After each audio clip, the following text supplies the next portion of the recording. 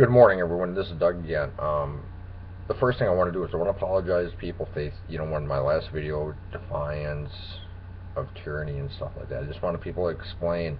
I'm not an anarchist, anti-government. I believe, you have to, you have to need to love your government and need the people that are trying and the American people. So, uh, um, not as eloquent as some other people and stuff like that, and sometimes I can't say how I feel and stuff like that, and it does come out the wrong way.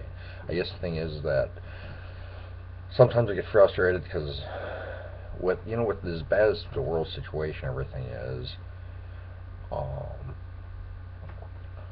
it's there's a lack of urgency around people, and I guess that's the thing. Like with Hurricane Sandy and stuff.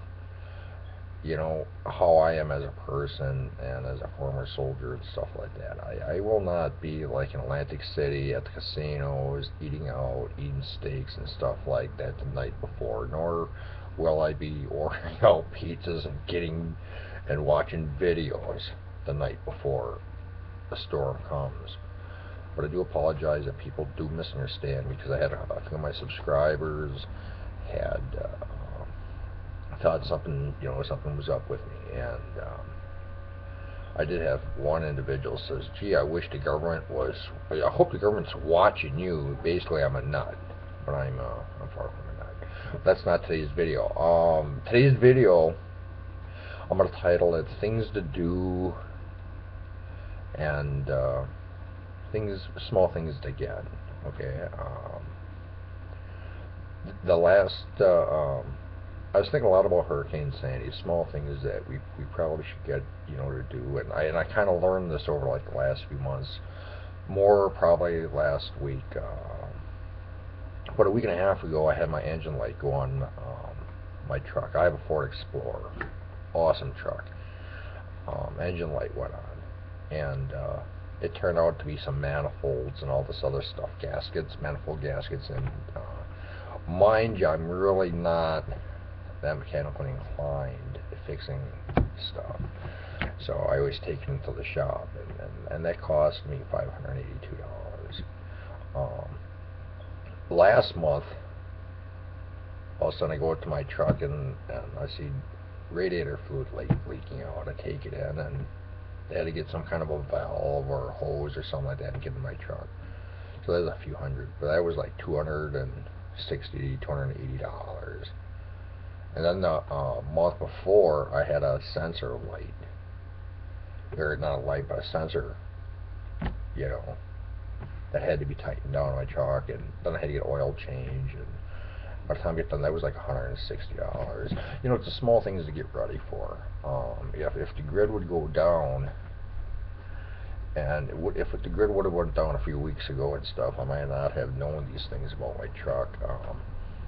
Here nor there, I make sure I take my truck into the shop, get my oil change every year. How much or how little I drive, and I only maybe put on 5,000 miles in my truck in a year, or 6,000.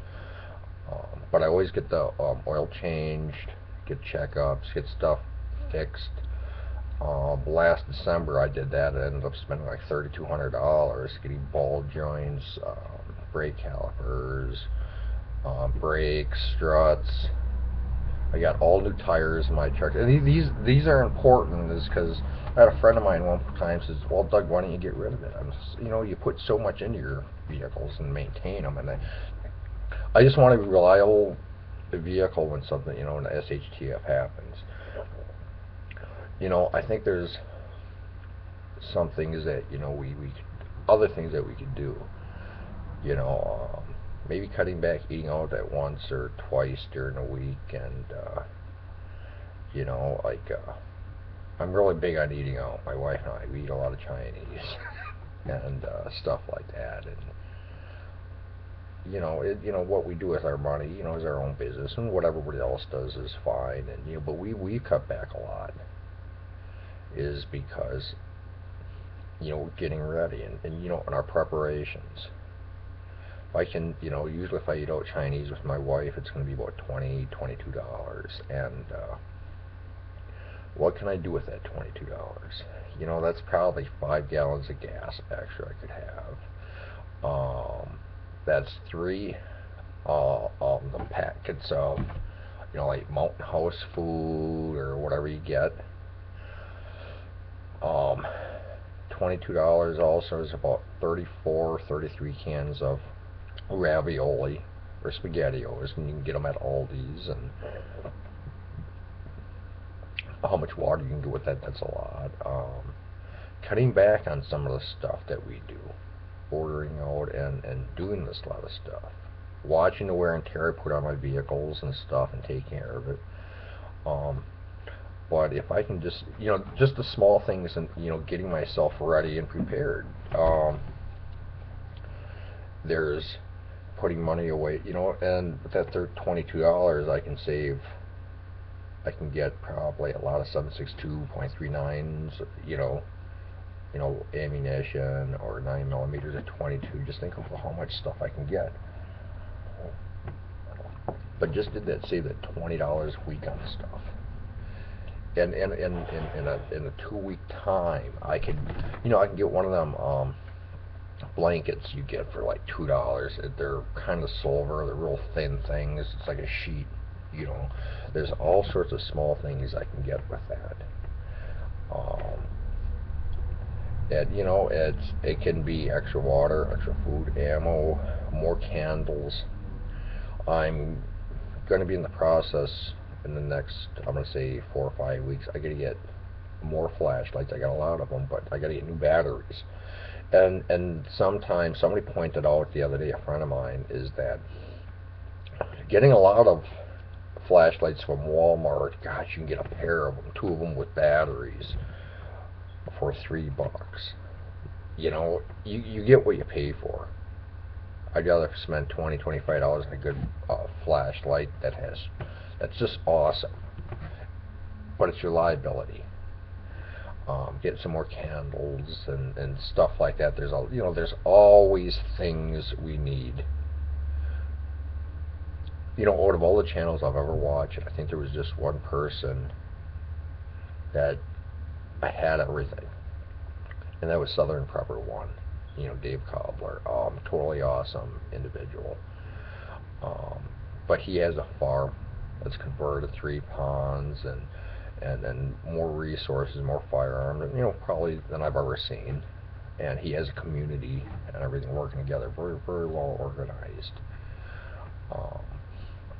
But it's always the small things, always working on the small things and stuff. And I had an individual the other day talk to me, and he a young kid, he's 23. Well, you know, Doug, I'm gonna have to start investing into your foods, you know, food storage. And I says, well, I'll tell you what, Patrick, you don't have to invest into it, but what I want you to do, get yourself a reliable backpack, get yourself more magazines for your AR, more ammo, and get enough food for a week. So if you got to bug out from Milwaukee and get to my place, you know, what, 70 miles away, you have this, you know. And there's other things that we need to do. Prepare. I could probably use extra razors. That's one thing. I only keep 5 or 6, you know, them disposable razors. I could probably use more, you know. I like short hair, so I better keep my hair short. But you know, the thing is, if we see a storm coming, and some people really don't, and a lot of people don't realize, and they look at the stock market. Maybe there won't be a crash or anything like that, but the thing is, people don't realize the stock market has dropped a good 1,000 points in the last few months, specifically over 500 points since last week. And then, you know, but that influences the prices of food and gas and stuff like that. But you know, if we see a storm coming like Hurricane Sandy, there's specific things that we need to do. Or and look, you know, we're in about middle of November now, and there's, just think about winter time.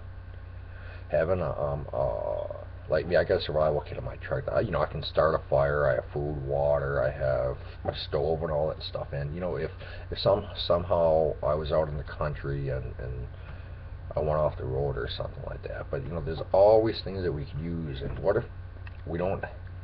What if we lose power at home, or electric, or water? Look what happened with New York City. You know, it's always a lot of small things that we need to do. Always something that we keep working on. And I realize everybody gets worn out, and I am too. I get wore out from just keep thinking about prepping and making videos at time, and but you know, we get tired. We get tired of talking about it, and I think the thing is that we, all of us, do keep talking about it because we have a lot of passion and we have conviction. We believe in what, you know, what we see, what we say, and you know what we hear, and we gotta. And like I had a young guy over last night. This was really cool, and he gave me one of them paracord bracelets, really cool. And he approached me last night at work. I know him, but he came to my workplace last night. He was, Doug, you know, I heard you had a YouTube channel. Just kind of whispered and took me to a side and then talked to me. And I didn't realize that, you know, I talked to him about how bad the economy was like a year ago, but I haven't said too much like this year. He took me to the side, and you know, he wanted to be part of the group. Go over to his house and or his equipment and all that stuff. And the kid's really, really well put together. I mean, I can't explain what kind of firearms he has. Just totally awesome kid. And it made me feel good that, you know, I was at least able to reach out to, you know, just a few kids. And that's all I was able to do. Sometimes I get a little frustrated is because I haven't really been all that successful forming a community and stuff. And a community is very important to me. You know, I got a young kid always talks to me, calls me every day for 30 to 45 minutes. He's always talking about militia, militia, militia, and I'm like, you know how much resources a militia takes? You get 15, 20 men, it takes 60 meals a day, food, water. They're going to turn into marauders. And I like communities. Well, first I'm a backtrack. You get a lot of militia groups and stuff that are really well trained, well defined, and has really fantastic morals. But some of them, I could tell you a good story someday. But the thing is, communities, family, and kids, and you know, I explained to this young kid last night is when I showed him a lot of my stuff, and I went over to his house and his stuff. I just explained, you know, I may not have a big group, community, or whatever. I do got a few guys, their wives and kids. Is each one of my kids and stuff has a job, whether it's to do dishes or, you know, putting, you know, well, they're, you know, like my wife or whatever, doing the laundry and doing all sorts of different stuff, you know. But and we'll be successful, and I have faith. And but the thing is, you know, there's things that we need to do, small things that we need to work on. I guess that's what I'm getting at. Always things we need to work on. We don't know when something can happen, you know. And they were very fortunate to find out on the East Coast, and we can't rely upon, you know, FEMA and stuff like that. We can't rely upon them helping. Like in that massive situation on the East Coast, you know, people rely so much, and they complain about the government not doing enough, because 8.1 million people were out of electricity. Well, the government can't just help out. You know, if you get 1 million people with 3 meals a day, or 100, let's say 100,000 that need food, you know, you can't go, you know, 300,000 meals a day. You know, there's things that people need to do, and it could have been a lot easier than people waiting in the gas lines or waiting for food. And, you know, unfortunately, some individuals' houses did get washed away with whatever they could have. But I would have had a better plan. You know, leave your comments below, and you know, please keep it clean, and God bless. Take care.